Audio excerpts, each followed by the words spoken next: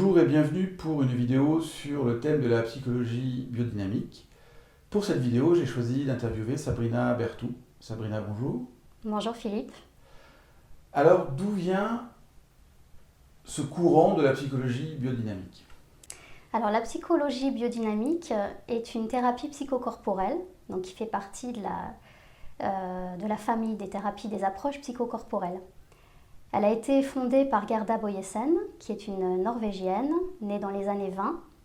Et cette approche est le fruit d'un long cheminement et d'un long travail clinique de la part de Gerda dans les années 50-60. Donc c'est fruit de deux approches. La première, c'est elle en tant que psychanalyste reichienne, donc le courant reichien. Et l'autre approche, c'est la physiothérapie. Et en fait, cette femme a eu l'idée de rapprocher les deux, c'est-à-dire la psychanalyse, courant reichien, et l'approche corporelle physiologique. Et ça a donné sa création, qui est la psychologie biodynamique, avec une très belle impulsion dans les années 70, à Londres notamment, où il y a eu les premières pierres de cette école qui ensuite a diffusé à travers le monde, et notamment en France, où j'ai eu la chance de faire cette formation. Alors, tu dis que cette approche fait partie d'un courant plus grand qui est le courant des thérapies psychocorporelles. Donc, ça sous-entend que le corps est impliqué là-dedans. De quelle manière nous allons utiliser le corps ou passer par le corps pour faire de la thérapie? Alors, de quelle manière? En fait, avec la psychologie biodynamique, on a une boîte à outils assez complète, notamment donc au travers du massage biodynamique. Alors, c'est l'occasion pour moi de présenter très rapidement ce que c'est que le massage biodynamique. En fait, c'est un massage qui n'est pas un massage bien-être, enfin pas vraiment. C'est plutôt une approche où moi, en tant que thérapeute, je vais contacter le corps avec une qualité de présence assez particulière, c'est-à-dire qu'au travers de mes mains, je vais contacter les muscles, les fascias, les membranes, éventuellement l'os, et le corps va me parler, en fait, parce que avec cette approche psychocorporelle, le corps est un socle de savoir. Et en contactant le corps par cette approche, par des techniques de toucher spécifiques qui s'ajustent en fonction de la personne que l'on a sous les mains, entre guillemets, on va pouvoir aller toucher l'inconscient du corps. Est-ce que ça veut dire que notre corps, dans son fonctionnement, dans ses tensions, garde une mémoire de notre histoire et que cette histoire peut être débusquée par le toucher et résolue aussi par le toucher? Alors tout à fait, c'est tout à fait ça. Par contre, dans le terme débusqué, je dirais plutôt que en fait, ça va aussi dépendre, c'est un travail d'équipe. Il y a une alliance thérapeutique qui se met en place entre le thérapeute et la personne qui est accompagnée. Et donc c'est un travail à deux dans le sens où effectivement je vais pouvoir aller parler, toucher, contacter certaines mémoires encapsulées dans le corps, dans les cellules qui vont remonter. Mais c'est un travail d'équipe et c'est si aussi la personne accompagnée est en confiance, est prête et OK avec la personne qui l'accompagne. D'accord. Ce massage particulier, donc ce massage en biodynamique, qu'est-ce qu'il va apporter à la personne qui le reçoit? Alors ce massage permet à la personne donc de faire remonter des mémoires de l'inconscient du corps. Alors d'abord, en fait, il y a plusieurs entrées. En approche biodynamique, en massage biodynamique, on peut utiliser ce qu'on appelle la biorelease, donc massage de biointégration, qui sont des massages qui vont permettre à la personne contactée de retrouver son noyau sain, de retrouver une qualité de présence au travers de ce massage, donc petit à petit, c'est-à-dire que le thérapeute psychocorporel biodynamique va contacter les membranes, les couches corporelles de la personne d'une manière très confortante, bienveillante, et va permettre donc à la personne contactée de retrouver une circulation des fluides énergétiques, respiratoires, et ça lui permet donc peu à peu de retrouver donc sa qualité d'être, son noyau sain, en permettant une régulation cellulaire. C'est-à-dire que indirectement, quand je vais contacter par exemple un muscle, il peut y avoir des mémoires ou des noyaux, enfin c'est imagé, hein, mais des zones encapsulées de tension au niveau cellulaire.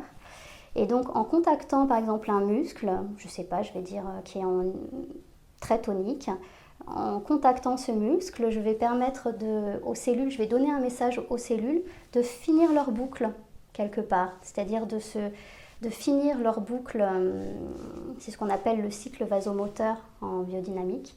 En tout cas, toutes les petites tensions, les choses qui n'ont pas pu être terminées, c'est-à-dire dans la vie, ça me permet de faire un parallèle avec l'univers qui nous entoure. On est fait de cycles, jour, nuit, météo, saison. Au niveau de la météo, on a des pressions, des dépressions qui arrivent. Au niveau cellulaire, donc au niveau de l'infiniment petit, c'est la même chose, c'est-à-dire que la cellule connaît des montées en charge et des décharges.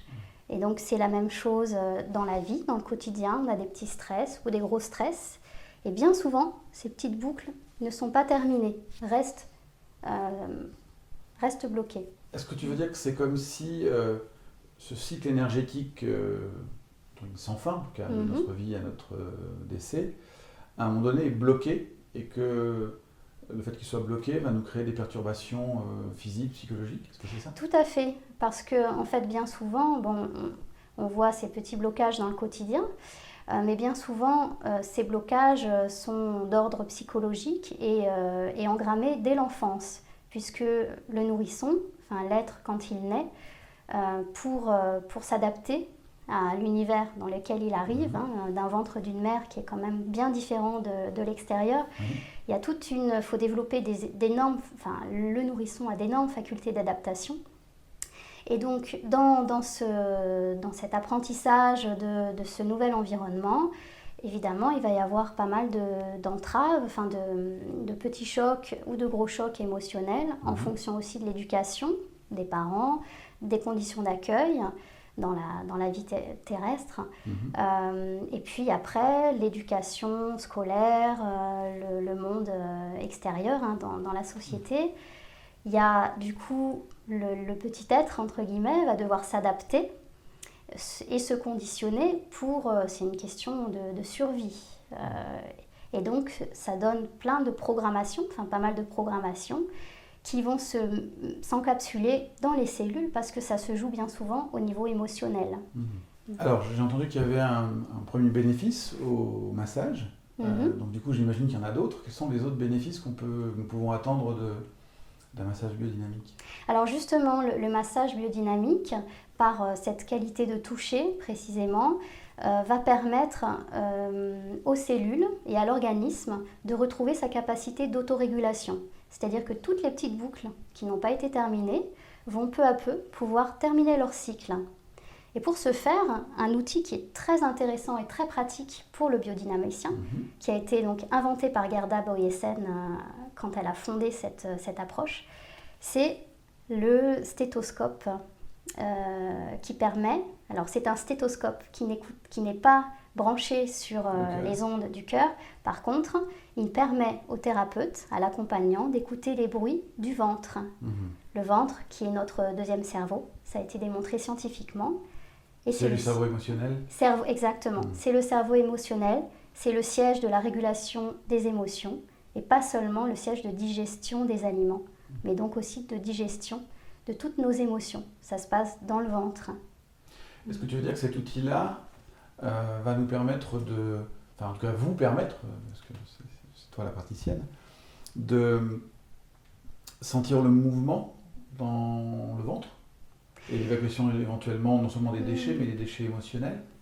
Alors en fait, c'est un outil qui va nous permettre d'écouter les bruits, les petits bruits du ventre, donc de régulation neurovégétative dans le ventre. Ça peut être des bruits de gargouillis qui ne sont pas des bruits de digestion. Ça va être des bruits de gargouillis, de détente, de décharge émotionnelle. C'est un indicateur pour le thérapeute qui masse de savoir, tiens, là je viens de toucher une zone où il y avait par exemple une tension, ou une zone qui réagit sous mes doigts. Et ça permet vraiment de sentir qu'on est au bon endroit et qu'il y a l'effet au niveau du corps, donc la décharge, la régulation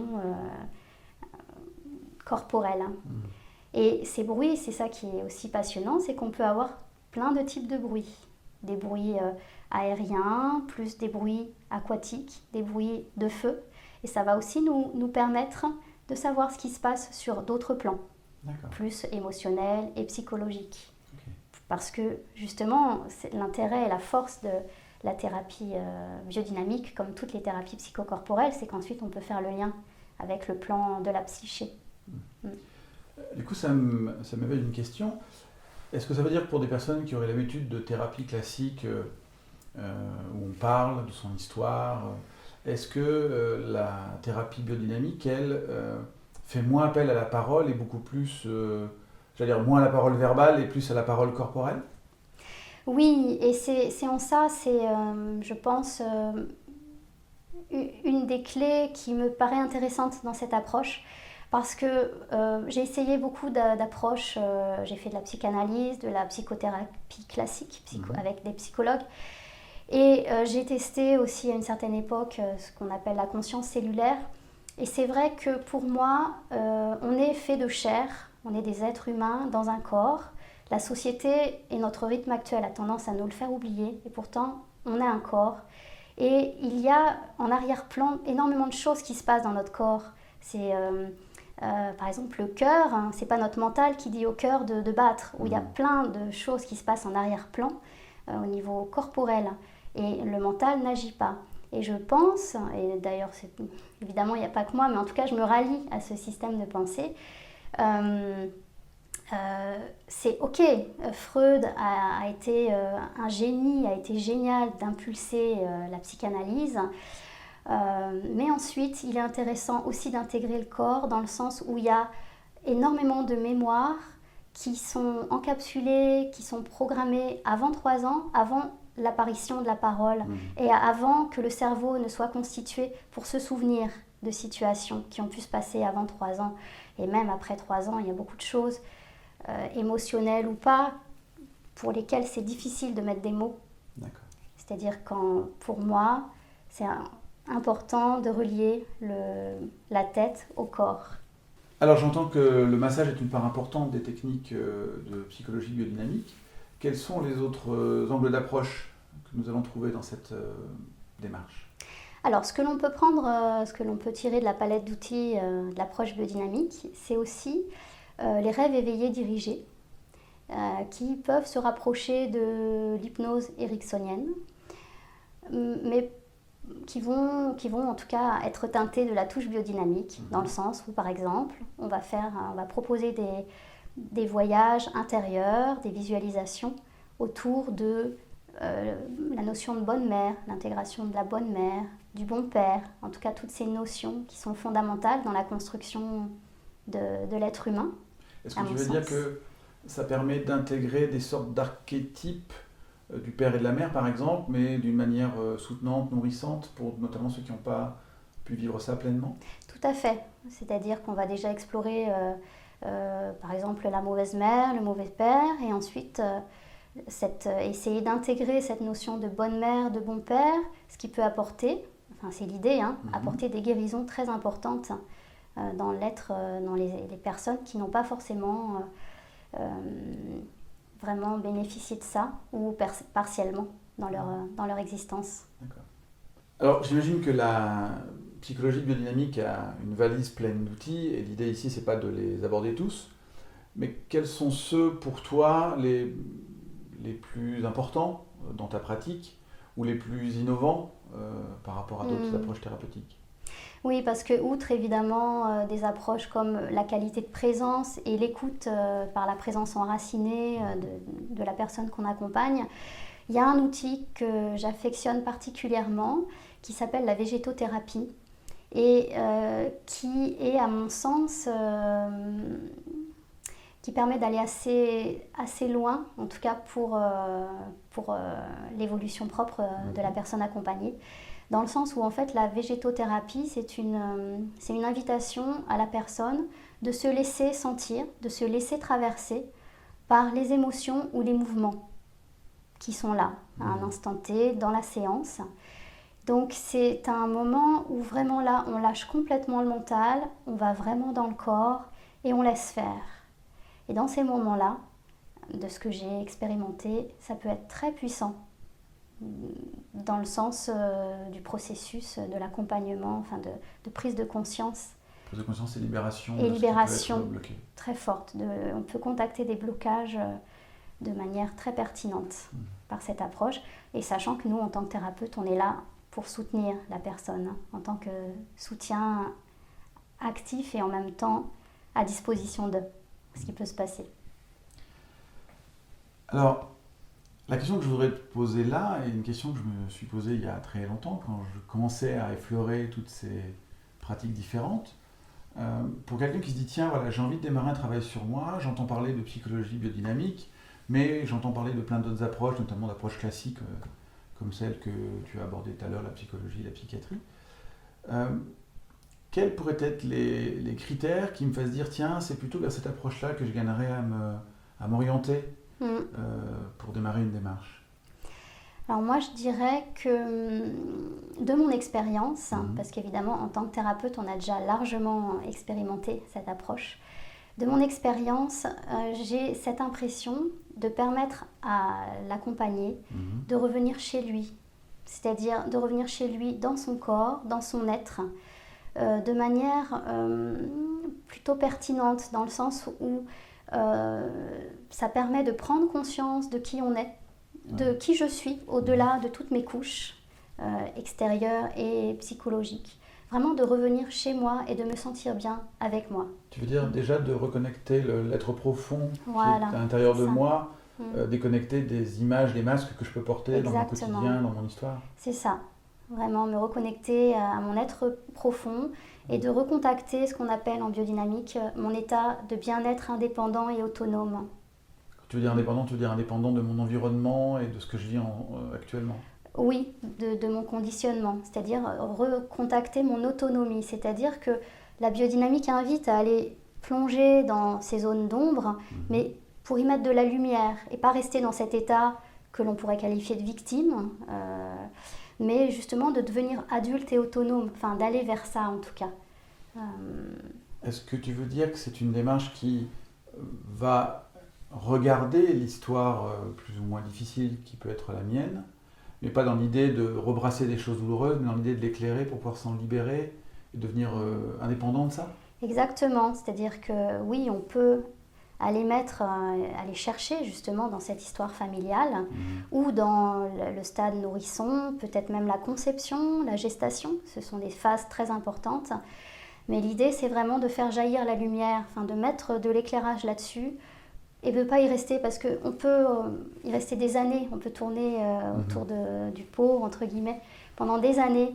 Mais en tout cas, moi, vraiment, dans cette approche, et c'est ce qui me plaît, c'est pas l'idée. C'est que, ok, on va voir, mais ensuite, on revient, on met la lumière et on grandit. On est autonome et on grandit. Sabrina, merci pour ces informations. Merci Philippe, un grand merci à toi. Et puis je vous souhaite une belle vie. À très bientôt. Au revoir.